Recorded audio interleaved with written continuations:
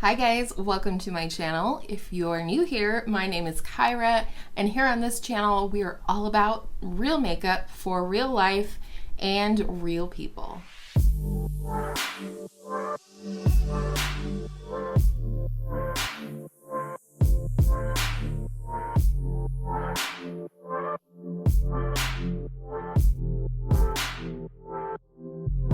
So today is my very first wear test and review of a foundation here on my channel, and that is the DIOR Backstage Face and Body Foundation. I'm gonna have the information up here on the screen for you in terms of cost, shade range, etc. I feel like they have a pretty good shade range in terms of this foundation. I have two here. I have a small sample that I've been working on using it up. It's actually gone quite a long way. This is the shade 3N. And then of course, I loved this little sample so much, I bought a full size in a slightly lighter shade. This is the shade 2.5N. The cool thing about this foundation compared to a regular foundation, this is the L'Oreal Fresh Wear foundation, and it has 1 fluid ounce, which is very standard for a foundation. However, the DIOR Face and Body has 1.6 fluid ounces in here, probably because they're assuming that you might be using it on your body as well, but it makes it a really good value for money. So here's the bottom line about my skin. For the most part, during any type of warmer month, my skin is oily. I have always been oily skin. Based on that information, there is not a lot of foundation that holds up on my skin for an entire day, or in this case, 8 hours. So you should know right off the bat, I'm gonna be shiny, I might look greasy by the end of the day, but I wanted to show you how this foundation wears on my oily skin. I also want to mention that one thing that some creators do that bugs me is telling people that they might not like a certain foundation because they have oily skin, and that foundation might be dewy, it might be more skin-like, or just not matte. My personal standpoint on matte foundation for oily skin is that I don't like it. I don't like any kind of a matte foundation, except for maybe for an event where I need my makeup to last all day. I like a more skin-like finish, maybe not dewy, not so far as dewy, but I do like a hydrating foundation for my oily skin, and I find that the more hydrating they are, sometimes the longer they last on my skin, because my skin doesn't overproduce oil to counteract the matte foundations. So I just wanted to make mention of that. So today I have 2 days worth of wear tests for you, and the first one I did not apply a primer under the DIOR foundation, and the second day I did apply one of my favorite, more longevity based primers underneath, and you'll see what the results are between the two. I just thought that would be a nice way to show the difference, if there is any. With all of that said, let's go ahead and get into the wear test, and I will give you my thoughts at the end. Guys, welcome to the first day of this wear test and review featuring the DIOR Backstage Face and Body foundation. I'm going to be using this sample size throughout the video, but I do have the full size as well in the shade 2N. I have nothing on my skin except for my sunscreen. I'll pop a picture up here so you can see which one it is from Paula's Choice.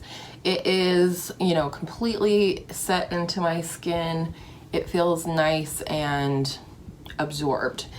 I also have eye cream on. It's the e.l.f. Holy Hydration, and now we're gonna get into it. Today I am not going to wear a primer. I'm just going to have this right on top of my sunscreen, which, you know, is honestly what I do a lot of the time. And then I'm going to use a brush today, so you can see what that looks like. And then tomorrow I will use it with a primer and a sponge. So you can just see a variety of ways, not a variety, I suppose, a couple different ways and a couple different finishes, coverages, etc. I really don't use any more foundation either way. I just use the same amount no matter how I apply it, but I do typically apply it with a sponge just because it's quick, and I feel like it does help to absorb any excess product if need be.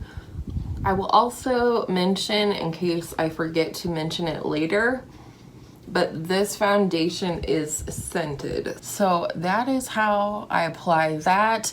Really not a ton of coverage. It looks a little bit more glowy on camera than it does in real life, but I love this foundation. I really, really do. Spoiler alert.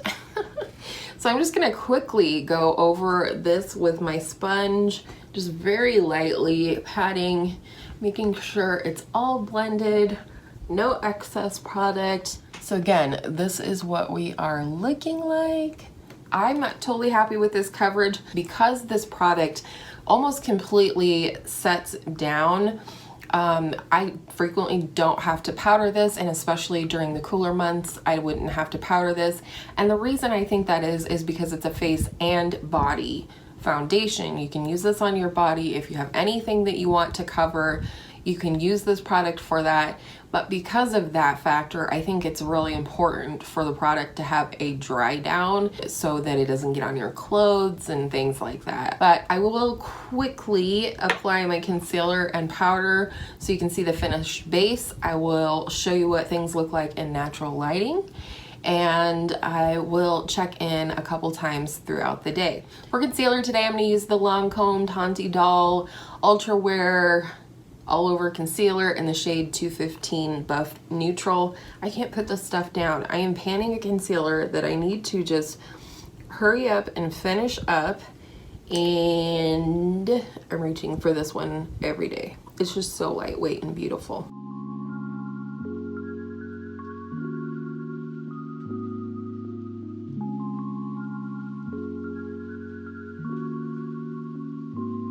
Alright, so this is what it looks like with concealer. I do still have a little darkness under my eyes, but I don't really mind that. So I'm going to use my Laura Mercier translucent loose setting powder. And this is a mini. I am using this powder because it is a powder I am very familiar with, and it does help my oily skin type to, increase longevity.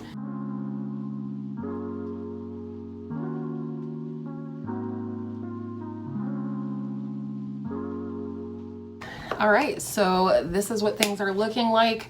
I'm gonna take you into some natural lighting now, and then I'm gonna go finish my makeup, and then I'll show you that in natural lighting as well, and then I will see you throughout the day for a couple of check-ins.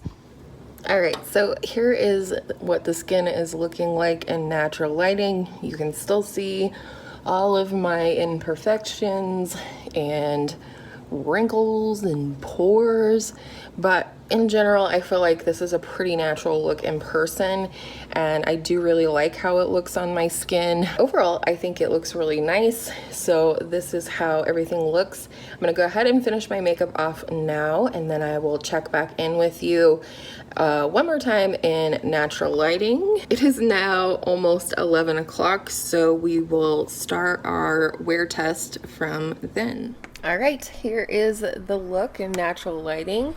Lighting hasn't changed too much outside, so I think this is a pretty accurate representation, other than maybe the amount of glow just because I have direct lighting in front of me. But I think the foundation looks pretty great, and we're gonna see how it holds up today on my oily skin. I don't have anything too intense planned for the day, mostly editing. I'm pretty behind. We will check in a few hours, see how it's looking, and we'll see you then. Hi guys, this is our 4-hour check-in. I am out in the hammock, and I think the foundation's looking really good. I have some wear down always around the mouth and the nose. Those are those high traffic areas in terms of areas that we touch on our face. So I, otherwise feel really good about how things look. I don't think it looks too shiny up here or anything. I took the lip off after I ate. So yeah, I think it looks good. What do you guys think? Let me know. But I will see you again in 4 hours for another check-in. Hi guys, it is 7 p.m. I've had this on for 8 hours and I think it looks like it. Yeah, this is pretty typical though for 8 hours of wear. You might be able to hear the chickens back there. It probably looks a little shinier again out here in the natural light, but you know, melasma has come through even with concealer and everything, so you know, it's pretty typical. It's like in the upper 90s today, and I took a nap, so this side is a little worse for the wear, but we will see tomorrow what this looks like when I apply a primer before applying this. We're going to be using one of my favorite and most trusted primers for longevity, so I will see you then. Day 2 with the DIOR Backstage Face and Body Foundation. As a reminder, I have oily skin, so today we're going to try it with a primer. As you would have already seen, this foundation rather, does not hold up on my skin overly well on hot days with no primer. So today we're going to try it with one of my favorite primers currently. It's the Maybelline Baby Skin Instant Pore Eraser. And not only does this really smooth and somewhat fill the pores, but I find that it actually helps the longevity of my makeup pretty well. So I'm gonna go in with some of this in my T-zone. It's just a clear sort of silicone type primer, but I find that it is, I don't know, it doesn't slip and slide around on your face like, say, Smashbox Photo Finish Original formula. And as with yesterday, the only skincare I have on my face is my Paula's Choice sunscreen and my e.l.f. illuminating Holy Hydration illuminating eye cream.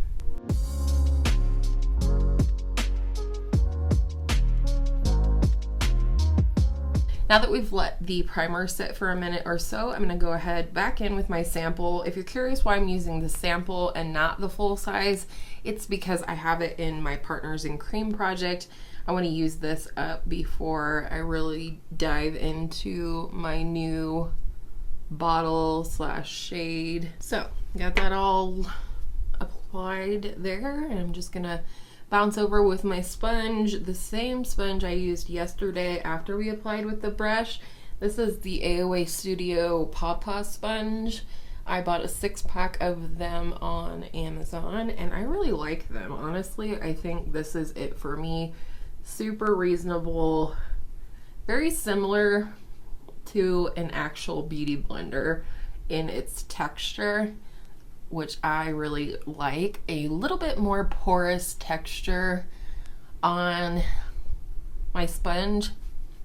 Even though it can absorb more product sometimes, it also helps to, I don't know, soften things, I feel like, not leave any streaks or lines or whatever, but also, you know, absorb excess product that I don't want caking up my face.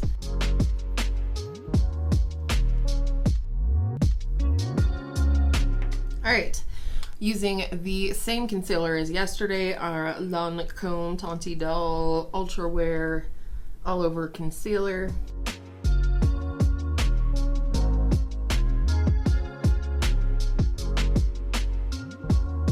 All right, and then today I thought it would be interesting to see if we could build up a couple of areas where I have hyperpigmentation with the foundation, not concealer. And so I'm going to put some of this on the back of my hand here and go ahead and go in with sort of a small dense brush. This is from Flower Beauty. And go ahead and see about trying to conceal a little more before we go in with powder. So I feel like this side definitely got some love there.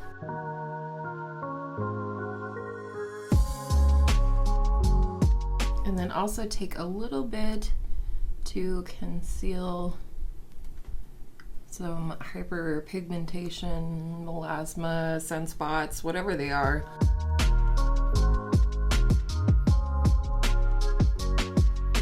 I don't know if that really helps or not, or if it's just more caking on the powder, or I mean caking on the product rather. Goodness, gonna be one of those days, I think. Next, we are gonna go back in with the same powder we used yesterday.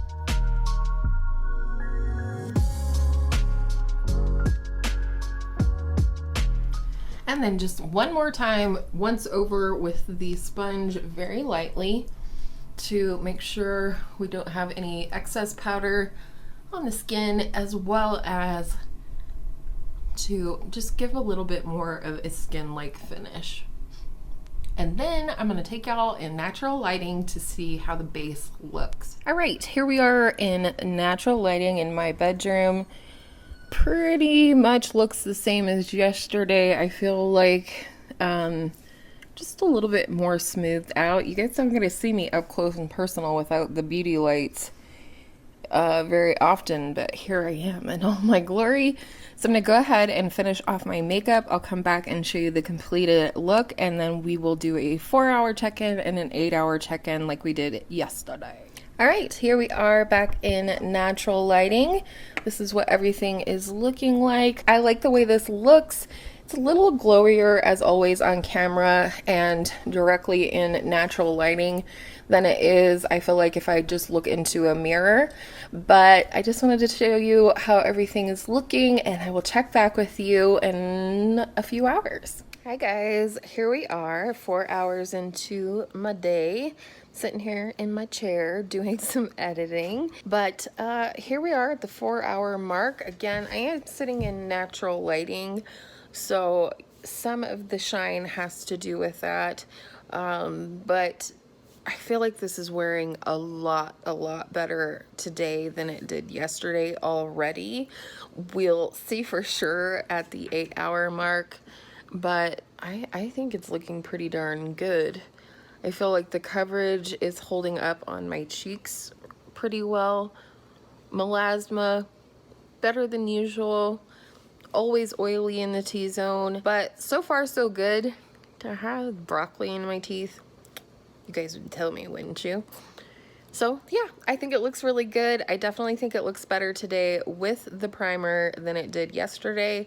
So I will see you at the 8-hour mark. All right guys, it is 8 hours later. Can you tell? I'm gonna make this quick because I'm still working on my video to go up for tomorrow. But she oily. So many foundations get oily on me by the end of the day, no matter what I do. It's not really that bad. If I'm being honest, I probably would have blotted with some tissue at some point throughout the day, or taken my beauty blender that I used for my makeup application and just pressed over to absorb excess oil. I wash my beauty sponges every day. So, you know, this is not all that different than any other day, but this is what it looks like after 8 hours of wear on my oily skin. So stay tuned, because future Kyra is going to tell you her final thoughts on the foundation. All right, so as you would have seen by the wear test, it was pretty much the same result with or without primer on me. It was very dewy and even oily by the end of the day. Like I said, that's just the way foundation wears on me with my oily skin. I expect it. I'm okay with it. Typically, I might consider blotting halfway through the day, but overall, I love this foundation. To me, this foundation looks very, very skin-like, and I'm not wearing it today because I'm testing the next foundation we'll have a wear test on. I'm trying to alternate between my higher end and my more drugstore or affordable foundations, but let me know down below if there's any foundation you'd like me to try, or that I already have that you'd like to see how it wears on oily skin. My skin is very, very normal during the colder months, which we're heading into here. And I think this will be a beautiful foundation for those months. So let me know down below, have you tried this foundation? Are you hoping to try this foundation someday? 2 thumbs up. What do I say? What do we want to do in terms of a rating? Let's do 5 stars. For me, I'm gonna say this is a 4 out of 5, only because it doesn't wear as well on my skin during the warmer months. But in terms of finish and all of that, just the texture, whether or not it helps with pores and stuff, I feel like this has a little bit of a blurring effect as well, which I think is another factor that plays into a face and body foundation. And the first wear test and review is complete. So like I said, I'm going to do a drugstore foundation next. I'll do that in a couple of weeks. I really would like to get through my foundations that I currently own in terms of giving you guys a wear test and review if they're still available. So thank you so much for being here today. If you did like today's video, if you thought I did a good job on my first wear test and review, I would love it if you could give this video a thumbs up, and I'd love to see you in my next video. So make sure you go ahead and subscribe as well, and I hope all of your makeup days are absolutely beautiful makeup days, and I'll see you in my next video very soon.